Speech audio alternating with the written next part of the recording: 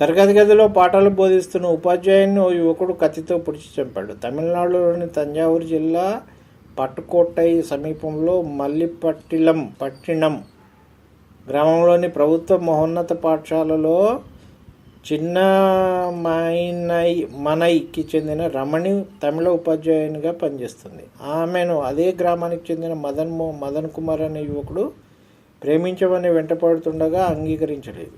రమణి తరగతి గదిలో పాఠం బోధిస్తుండగా లోనికొచ్చిన మదన్ కుమార్ ఆమె ప్రేమను అంగీకరించమని ఒత్తిడి చేశాడు.